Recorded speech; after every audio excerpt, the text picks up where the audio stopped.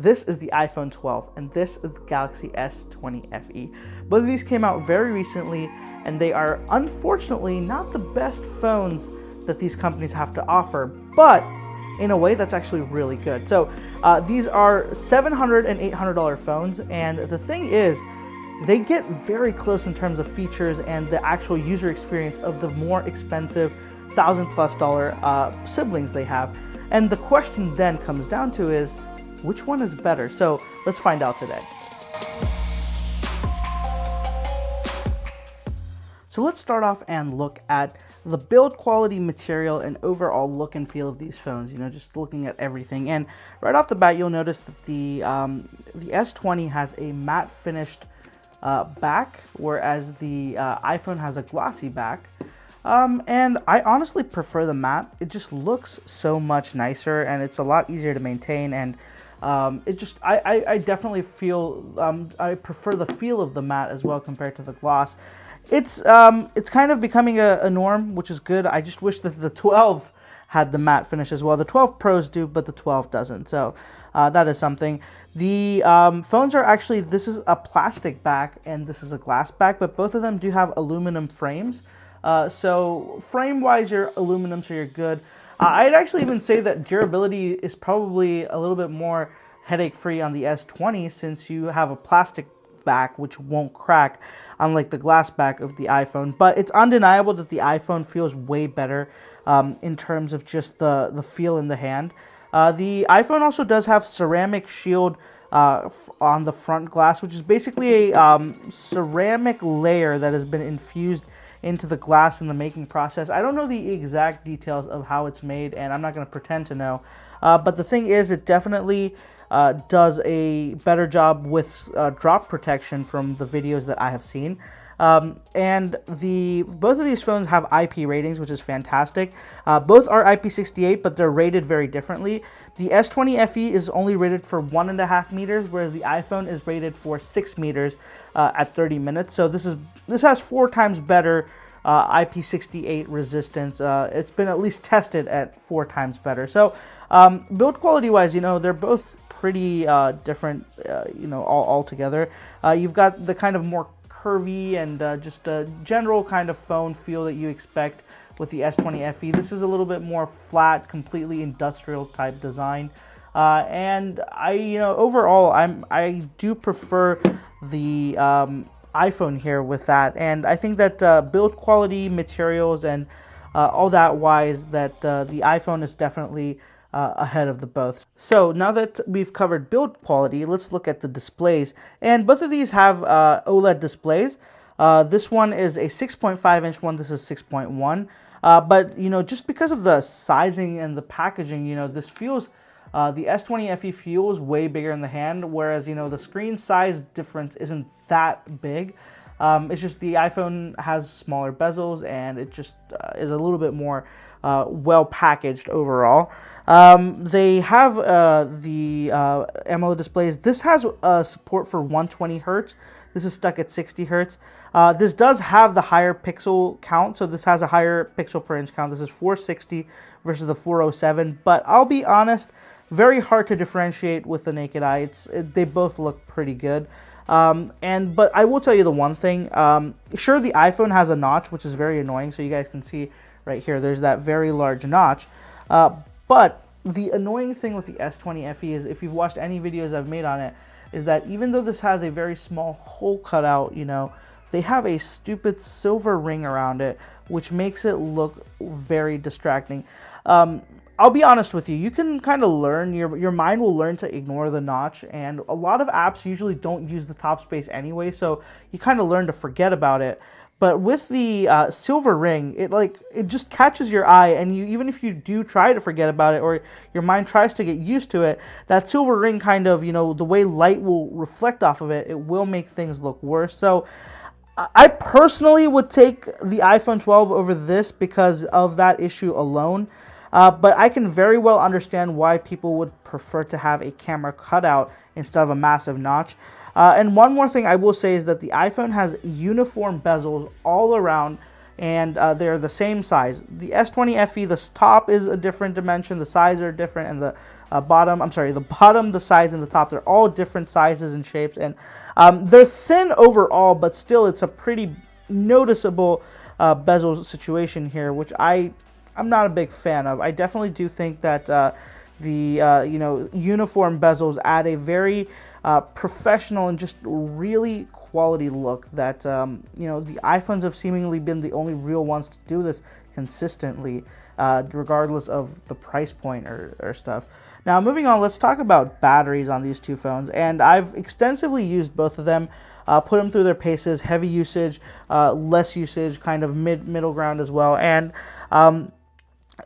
numbers wise, this has a 4,500 milliamp hour battery, whereas the iPhone only has a 2,815 milliamp hour battery, so a big delta there of almost 1,700 milliamp hours.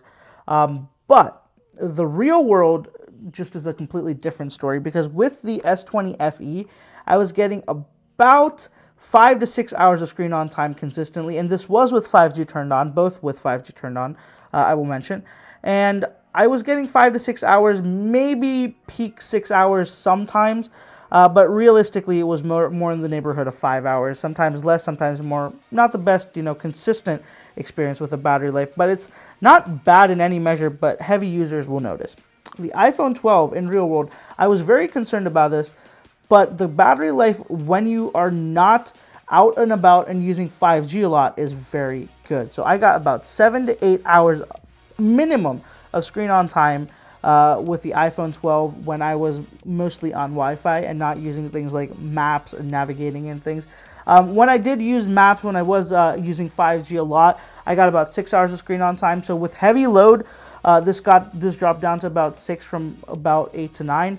This one with the max I've seen was 6 hours. Most days it was 5 to 4 hours. So battery wise, even despite having the larger cell, it's just clear that the iPhone's optimization and power consumption is a lot more efficient. And on that topic of efficiency, both of them do support fast charging and wireless charging, and that's fantastic. Now, I will give the physical battery win to the S20 FE. It's hard to deny the size, but the real world endurance the iPhone definitely takes. So kind of keep that in mind if you're deciding between the two based on that. Both of these have stereo speakers, and they sound excellent on both. The S20 FE is definitely louder, and it feels deeper as well. So I definitely, when listening to music purely on the speakers, I did prefer the S20 FE. I will say though that the call quality, when you're talking on the phone with the earpiece speaker, I found that the iPhone's was a little bit better. The S20 just felt a little bit more tinny compared to the iPhone. But overall, I think the speaker situation is definitely a win for the S20. It just sounds better. The iPhones have kind of been plateaued with the speaker game for a couple of years. They really haven't improved much, but the Samsung seems to at least be doing something different every year to try to improve things. Moving on, let's talk about software. Now, this is a loaded one where it's going to be polarizing, and most people already make their mind up before they even try to look for a phone, whether they're going to go for iOS or Android. But if you're one of the few people that are open to change or open to go either way, this is what I'm going to have to say about the software. So Samsung just comes loaded with bloatware. There's so many apps you can't remove. Like, there's this AR Zone app right here. I can't remove it. I can't even disable it. It says can't disable. There's so many apps and useless things like that I can't remove from my phone. You just are stuck with it. And not just Samsung stuff. They preload Microsoft stuff as well now. And that's another level of annoying. So bloatware is just like pretty apparent right out of the box. And this isn't even a carrier version. So carrier versions probably have even more bloatware.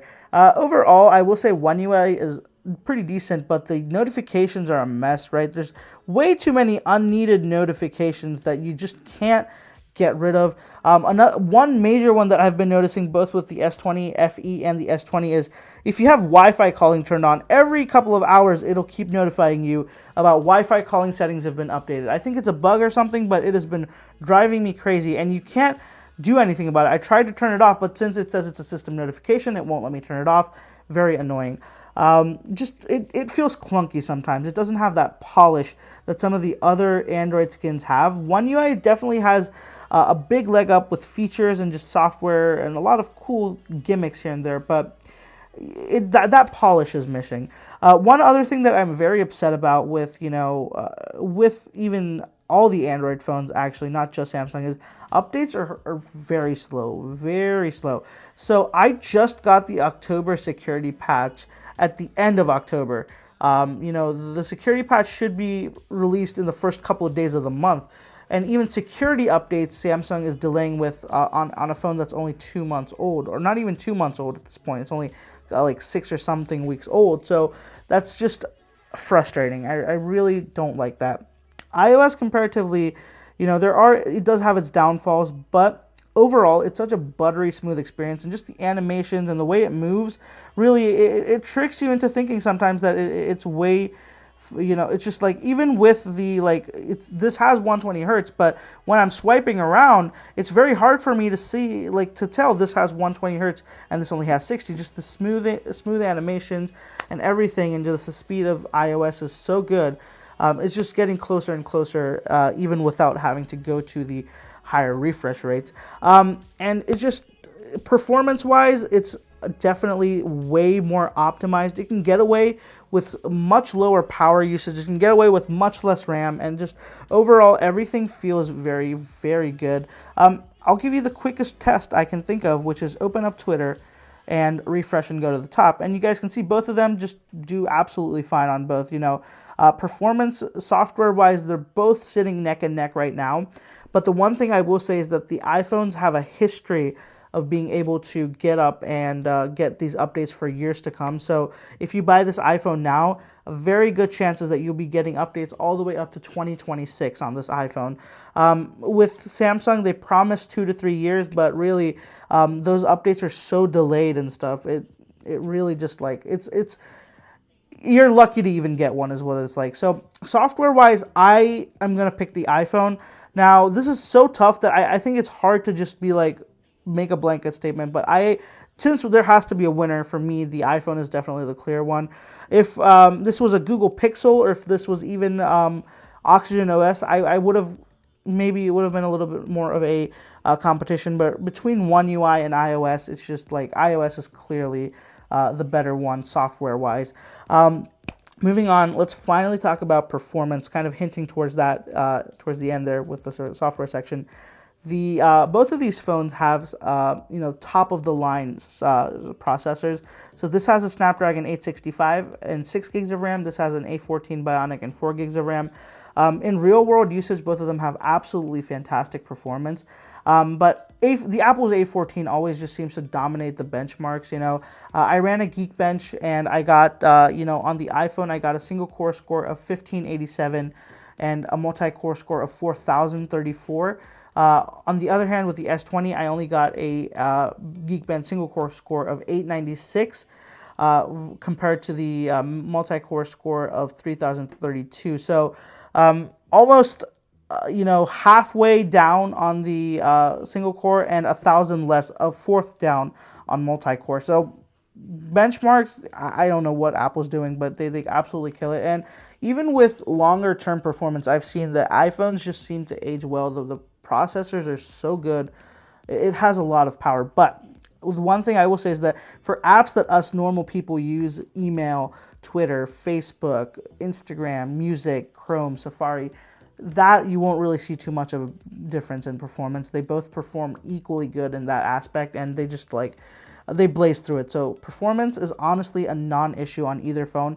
I will say though, if you do plan on keeping the phone for 3 years or so, the iPhone might be a smarter choice, because performance always seems to stay the same with iPhones, but Androids, as they age, I have had personal experience where they do kind of start to show their age, especially with bigger software updates.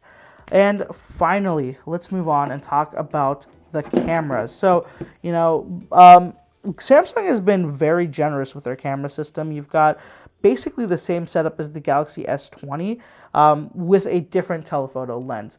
Now, the camera, exactly what we've got is an 8 megapixel telephoto, a 12 megapixel wide, and another 12 megapixel ultra wide. That's on the back. On the front, you have a 32 megapixel front camera. Whereas the iPhone, you've got a wide and ultra wide, both 12 megapixels, but no telephoto, and a 12 megapixel camera on the front.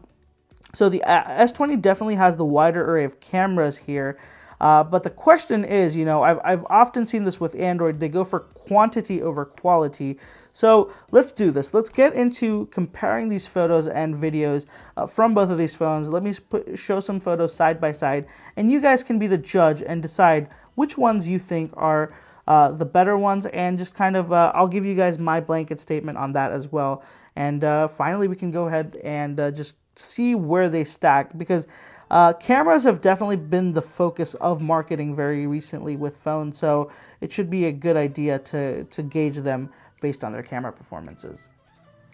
Alright, so let's start off looking at the photos between the two phones, and right off the bat, you'll see that the iPhone has a warmer, kind of yellowish look to it, whereas the S20 FE has a cooler, bluish look to it.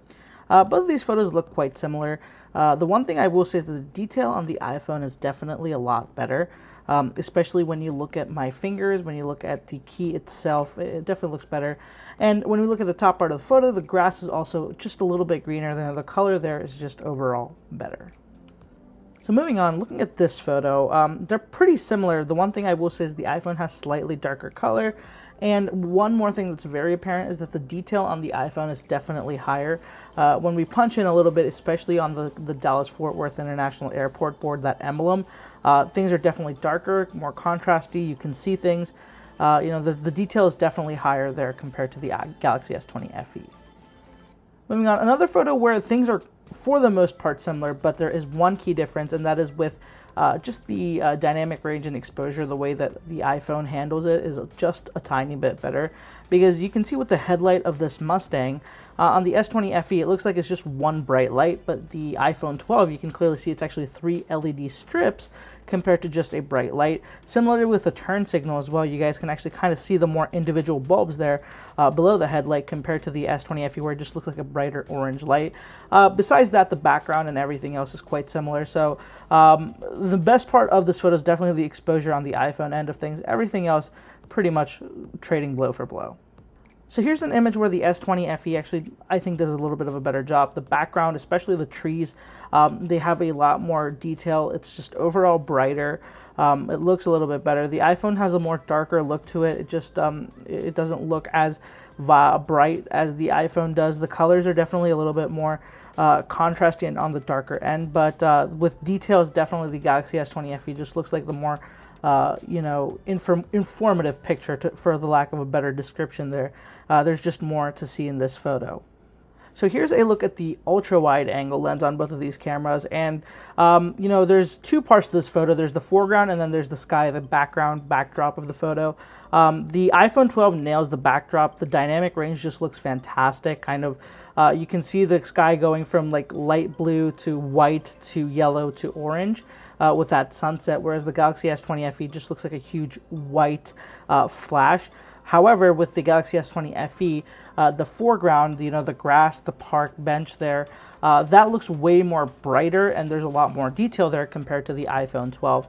Now, the goal here for me was, when I took these photos, to capture the beautiful sunset, and the iPhone 12 did a better job of that compared to the S20 FE. But I would understand if you were trying to take a photo if the foreground was more in focus and a little bit brighter. So it's a back and forth here, but I personally prefer the photo of the iPhone 12.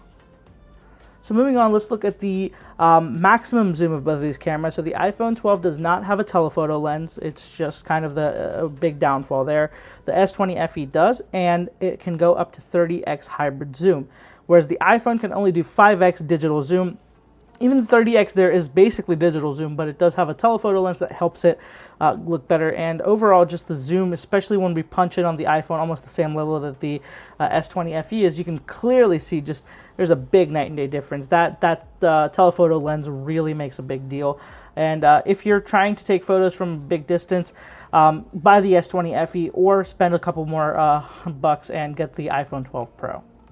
Moving on, let's look at some night shots. So right off the bat, what you'll see is that the S20 FE, it's brighter, and there are more details to be seen. So one of the easiest ways to look at it is the grille of this Mustang. You can actually see the intercooler behind the grille, which is kind of the, those lines going horizontally, which you cannot see on the iPhone 12. The iPhone 12 just doesn't have that level of detail that goes in depth. But what it does have is sharpness. So when we look at things like the license plate, you can clearly see that the there's just a lot more sharpness there, and a lot more it's not as fuzzy as the Galaxy S20 FE. So overall, when we took a first glance at it, the iPhone 12 photo to me looks a lot more composed. It doesn't look like the settings were really messed with too much, whereas the S20 FE, it looks like there was a lot of tweaking going on there, and it just doesn't look as natural as the iPhone 12 photo. So whereas you do get a lot of detail, I think that overall the iPhone 12 image just looks a little bit better.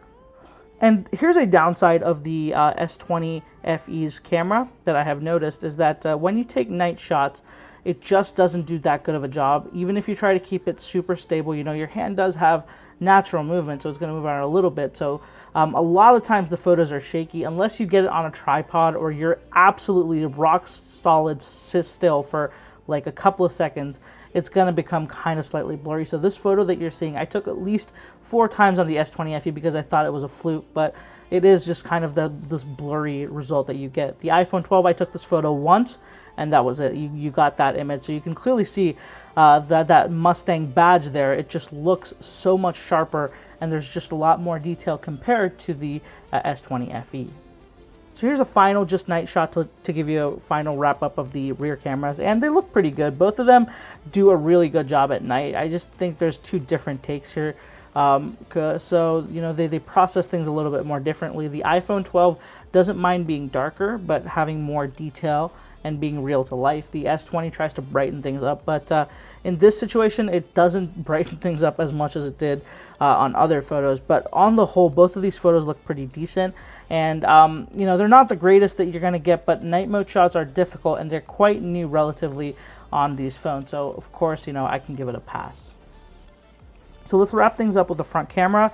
Right off the bat, what you'll see is that the S20 FE is not doing that good with colors. So this was taken right with direct sunlight on me with a sunset going on. So the iPhone 12 has a lot more accurate colors going on. You can see that the color of my shirt is actually green in that. So this was a green t-shirt, but the S20 FE makes it look gray. The iPhone 12 looks green. The color accuracy is just way better on the iPhone. Details are slightly better as well. And overall, it's definitely real to life. The S20 FE, everything else looks pretty good, but I will say that the color accuracy, color representation is quite different. It is quite over-processed here, so it depends on what you like, but realism is with the iPhone 12. So here's a very challenging shot. This shot is with me facing away from the sun, but the camera facing right at the sun. So what you're getting is a very tough shot for both cameras, especially the front cameras to do. But the iPhone 12 does a good job of keeping me in focus, keeping me visible with my t-shirt being clearly seen.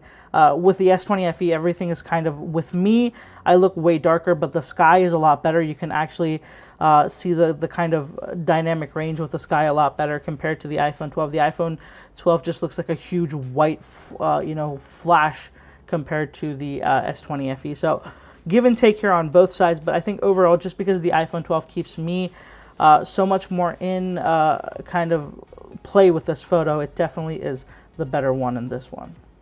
And just a quick portrait mode shot of both of these phones. They're very on par with the ones we saw before. The 12 with more accurate colors, S20 slightly less accurate colors. Both of them do a fantastic job with edge detection, and overall I wouldn't mind taking portrait photos with either of these. They both look fantastic. And finally, let's wrap things up with a night mode, night sight, kind of whatever you want to call them. The night mode front-facing photos.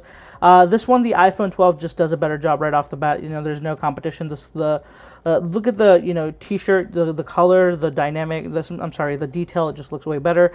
My face is a lot sharper. It's not as fuzzy as it is on the Galaxy S20 FE. You know, even the background, you know, it looks kind of shaky on the S20 FE compared to the iPhone 12, where it looks, you know, like a clear still photo. The details, especially just kind of those in my hair, everything looks far better on the iPhone 12 than it does on the S20 FE. So on the front camera night mode, the S20 really kind of is a step behind the iPhone 12. The iPhone 12 definitely takes that. So now that we've looked at all these photos, let's move on and look at the video performance. Alright guys, so these are the rear cameras of the iPhone 12 on the right and the Galaxy S20 FE on the left. So we've got a beautiful sunset right now, so that should be stressing out the dynamic range a little bit. Just, you know, iPhones have always been known to have the better camera quality, but, you know, just wanted to give you guys a side-by-side look of things just to show you guys what it's looking like. And of course I'm walking around now, so it should give you a little bit of a look at the stabilization. Audio is right out of the cameras as well. Nothing has been touched, so what you're seeing is what you're getting once again. Let me know what you guys think down in the comments below. I think that on the screen the iPhone is looking better, but you never know until you get them into post. But dynamic range just looks pretty good right off the bat with the iPhone. So let me know what you guys think down in the comments below. And this is again the iPhone 12 on the right and the Galaxy S20 FE on the left. Alright guys, so this is the rear camera test of the Galaxy S20 FE on the left and the iPhone 12 on the right. Now, this one is with 30 FPS on 4K, and that's because when you're on 60, both phones do not let you switch lenses on the fly. You've got to make your choice. With the S20, you can't make a choice. You can only do 4K 60 FPS if you've got the main sensor selected, so it's a little bit disappointing. But, you know, here is the ultra wide on both of them. Looks pretty good to me. Pretty great sunset going on, so should be testing out the HDR pretty well. Of course, the iPhone, this is the main lens now, and the iPhone does not have the zoom lens that the S20 FE has. So the only thing I can do is I can zoom into about 3x, which is what the S20 FE is at. But as you guys will see, once we get a little bit more focus going. Alright, so focus has completely failed me on that. Let me pull it out and go back in. Oops, see? So it just completely has failed me at this point. But yeah, let me go 3x. There we go. Nope. Failing to find. So that's a weird glitch. I'm going to test this out again, but if this stayed in the video, that means that there is this weird, you know, focus issue going on here. But yeah, overall, let me just switch back to the main, and a pretty good one. I think that the dynamic range is just looking better on the iPhone right now, but you never know until I see it in post. So let me know what you guys think. Again, audio is right out of the cameras, so that's gonna be it. Alright guys, so this is the front camera test of the iPhone 12 on the right and the Galaxy S20 FE on the left. I am outdoors. It is a little bit windy. It's gusty and then not that gusty, so the noise might be great, might not. Let me know what you guys think. Of course, there is a pretty beautiful sunset right behind me, so this is the perfect time to check out the dynamic range and how it looks overall. I think it's a pretty good look on both of them. Both of them are on max resolution, and audio is right out of them, untouched. So what you're seeing is what you're getting. Let me know what you guys think. I think it looks pretty good on both of them. You just never know until you get them into post. So let me know what your comments are down in the comments below. So now that we've looked everything over, where do we stand? Well, the thing is, let's go backwards. The camera. So camera, you can clearly see that while the S20 FE definitely keeps up with the iPhone still beats out the S20 in many ways. And I think that overall, as a whole package, I would choose the iPhone based on camera alone. So if you're somebody who's very concerned with camera quality and photos, and you take a lot of photos on your phone, I think the iPhone would be the right call. But let's go back through everything. And I think that the first thing I have to say is that let's remember that this is $700 and this is $800. So you do pay $100 more. But the thing is, almost every other category, the iPhone kind of wins. It does better than the S20 FE. And I think that $100 is actually, it's justifiable. Now, I will say, the S20 FE and iPhone 12, both of them, they just exist in a market where there's going to be a lot of sales. These are going to be pulling the big numbers. And both of them do such a fantastic job of giving you the features that are more important and kind of cutting back on what exactly you don't need. So, you know, the S20 Ultra, the iPhone 12 Pro Max, those are $1,000+ phones, and they have a lot of cool stuff, but again, a lot of them are not necessary. You can get away without a lot of these, and these phones make a lot of the right cuts. They still maintain their durability. They still got a lot of stuff in it. They're still running the best hardware in terms of performance, so you've still got the best CPUs in these phones, but they cut in other places. Like the iPhone doesn't have that extra camera. The S20 has a plastic back instead of the more premium materials that the older siblings have in the Samsung lineup. But overall, just a fantastic package all around for both of them. And if you are an Android versus iOS person and you know that you want an Android phone, I think your decision clear. Get the S20. But if you're open to looking at it both ways, I think that the iPhone 12 definitely serves a good value, not to mention that this will definitely last way longer. So the iPhones just have a reputation for doing this, and with the performance and everything, you'll get a lot more use out of this compared to the S20 FE, just based on software updates alone. Now, I'm sure you can get the same usage out of it, but the experience won't be the same, I promise you. Again, let's talk about a few other things. Both of these do have 5G. 5G is kind of a moot point right now. Let's forget about it. The displays are, you know, there's a give and a take. This one is slightly higher resolution. This one has a higher refresh rate, but the refresh rate almost kind of, I find it hard to sometimes notice the refresh rate just compared to the iPhone because of how smooth things are on the iPhone. There are certain instances when you're scrolling very quickly, it's very apparent, but most of the times with the kind of usage we have, we're not moving around the screen a lot. It's a static image most of the time, so we are able to kind of get away without having the 120. I'm not justifying it. I hope that that's clear, but it's still, I think, a decent cut not to have 120 hertz on this phone. It's not like the older ones have it either. I'm sorry, the more expensive ones, but still, even in the future, I don't think that this line of phones will get a higher refresh rate until later. So that's it with the display part of things. This is a bigger display, but I ended up preferring this a little bit more because of the uniform bezels and the non-silver ring issue that I've spoken about here. And kind of just overall, when we talk experience of these phones, they're both really good. And at the end of the day, it really comes down to the kind of experience you want. Do you want to be able to customize? Do you want to be able to kind of... Samsung is a lot more, I'd say, on the side of you can do a lot more with it, but at the same time, you're going to have to deal with some of the annoying Samsung quirks. You know, you've got to deal with One UI sometimes. The iPhone, you get the awesome ecosystem. You get a lot more accessories. You know, you've got MagSafe this year, which is a cool addition. There's just a lot of intangibles with this phone that are definitely a big selling point and why iPhones keep selling year over year that the S20 lacks. Sure, this has a small ecosystem itself, but it's not as well balanced and as well thought out as the Apple ecosystem is. So that's it for this one, guys. So my pick is the iPhone 12, if it wasn't clear already.